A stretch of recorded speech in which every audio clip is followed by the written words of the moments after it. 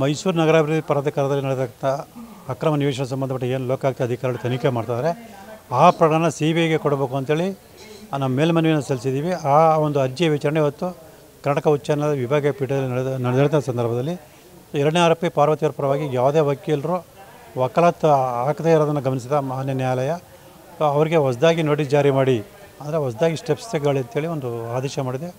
ಆ ಒಂದು ಹಿನ್ನೆಲೆಯಲ್ಲಿ ಶ್ರೀಮತಿ ಪಾರ್ವತಿಯವರಿಗೆ ಹೊಸದಾಗೆ ನೋಟಿಸ್ ಜಾರಿ ಮಾಡುವಂಥ ಕೆಲಸ ನಾವು ಮಾಡಬೇಕಾಗಿದೆ. ಅದಾದ ನಂತರ ಸೆಪ್ಟೆಂಬರ್ 4ನೇ ತಾರೀಕು ಅರ್ಜಿಯ ವಿಚಾರಣೆಯನ್ನು ನಿಗದಿಪಡಿಸಿದ್ದಾರೆ. ಅವತ್ತು ಪಾರ್ವತಿಯವರು ಖುದ್ದಾಗಲಿ ಅಥವಾ ವಕೀಲರ ಮೂಲಕ ಕೋರ್ಟ್ಗೆ ಹಾಜರಾಗಿ ಈ ಪ್ರಕರಣ CBIಗೊಳಿಸುವಂಥ ವಿಚಾರದಲ್ಲಿ ಅವರ ಅಭಿಪ್ರಾಯ ಏನಿದೆ ಅದನ್ನು ವ್ಯಕ್ತಪಡಿಸಬೇಕಾಗುತ್ತೆ.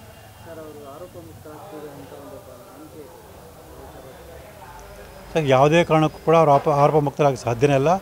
ಅವರು ತಮ್ಮ ಪ್ರಭಾವನ ಬೀರಿ ಈಗ ಲೋಕಾಯುಕ್ತ ಅಧಿಕರಣದ ಒಂದು ಅಂತಿಮ ವರದಿಯನ್ನು ಸಲ್ಲಿಸಿದರೆ ಅನ್ನೋ ಕಾರಣಕ್ಕೆ ಸಾಧ್ಯನೇ ಇಲ್ಲ. ಕಾನೂನಾತ್ಮಕವಾಗಿ ಹೋರಾಟ ಮುಂದುವರೆದಿದೆ. ಆ ಒಂದು ಹೋರಾಟದ ಹಿನ್ನೆಲೆಯಲ್ಲಿ ಮುಂದಿನ ದಿನಗಳಲ್ಲಿ ಅವ್ರ ಮೇಲೆ ಏನು ಆರೋಪ ಮಾಡಿದರೆ ಆರೋಪನ ಸಾಬೀತುಪಡಿಸೋದಂತ ಖಚಿತ. ನಾನು ಆರೋಪ ಸಾಬೀತುಪಡಿಸಿದಂಥ ನಂತರ ಮಾನ್ಯ ನ್ಯಾಯಾಲಯ ಅವರೆಲ್ಲರಿಗೂ ಶಿಕ್ಷೆ ಕೊಡೋದು ಕೂಡ ಖಚಿತ.